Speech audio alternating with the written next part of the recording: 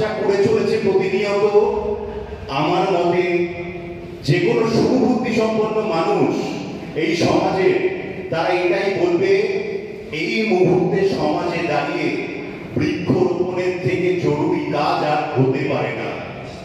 সেই জরুরি কাজটা সেফ পিসি ওয়ার্ল্ডের গ্রিন সোলজার ভাই বোনেরা করে বেড়াচ্ছে।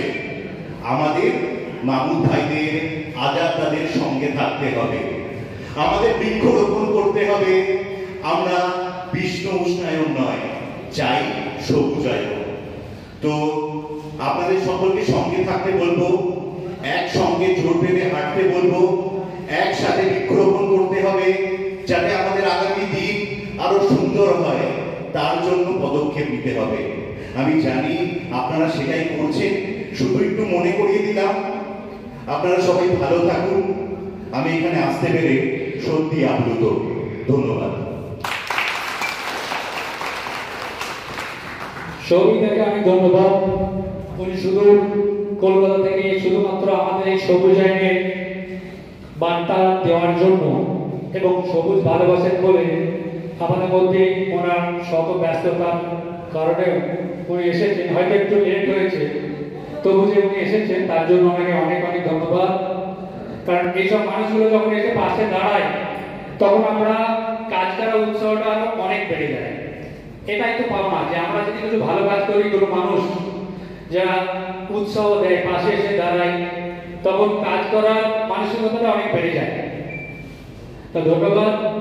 আর আমাদের মধ্যে হুগলি জেলার সম্পাদক মাননীয় শেখ মাহবুব ভাই উনি হাজির হয়েছে, ওনাকে মঞ্চে ডেকে নেব এবং ওনাকে আমরা বরণ করে নেব।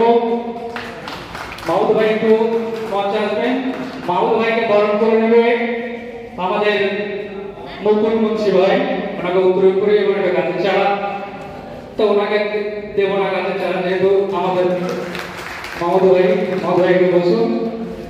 মাহমুদ ভাইকে কিছু বলার জন্য আমি বলবো, কারণ আমরা বেশি সময় নেব না, অনেকেই অনেকক্ষণ সেই সকাল 9টা থেকে বসে আছে, আমরা এরপরে র্যালিটা শুরু করে দেবো। সকলকে অনেক অনেক ধন্যবাদ ও শুভেচ্ছা যে আপনারা সকলে ঐক্যবদ্ধ হয়ে সবুজায়নের পক্ষে আগামী প্রজন্মের ভবিষ্যতের কথা ভেবে যে উপস্থিত হয়েছেন।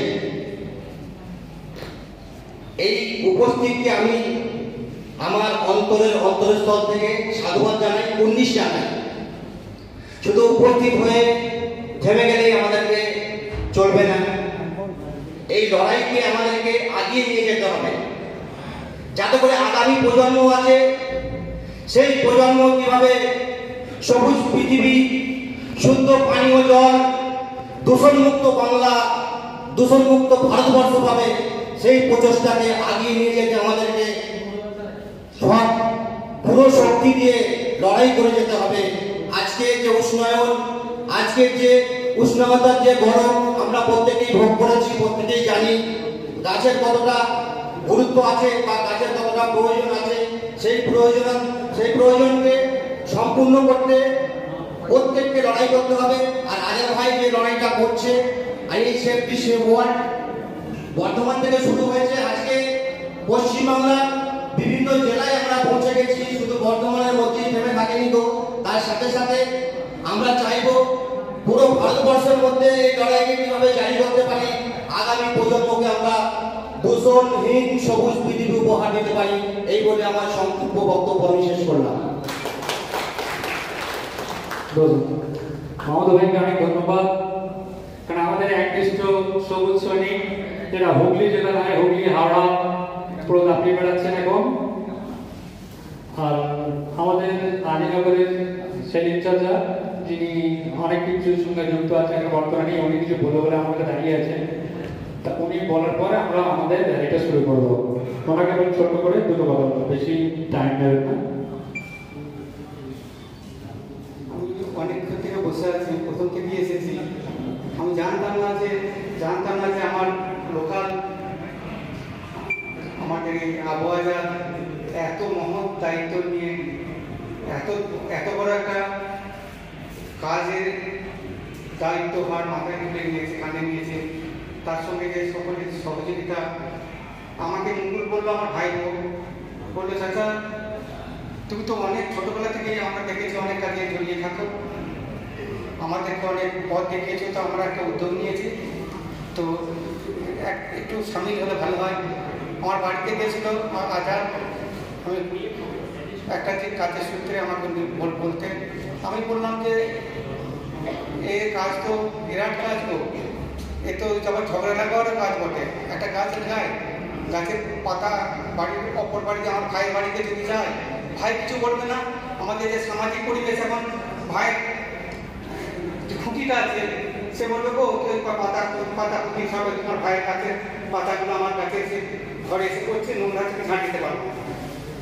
তো আমি ওকে বলেছিলাম যে আমরা এইরকম পরিস্থিতিও হয়, তা এই সামাজিকতা বজায় রাখতে গেলে অনেক কিছু হয়। তা আমি বিশেষ কিছু বলতে চাইছি না, আমি খালি আমার বলেছিল অনেক আগে প্রথমেই কিছু বলার জন্য। আমার অনেক সম্মানীয় ব্যক্তিরা অনেক কিছু বলেছেন, সব তো বলে দিয়েছেন।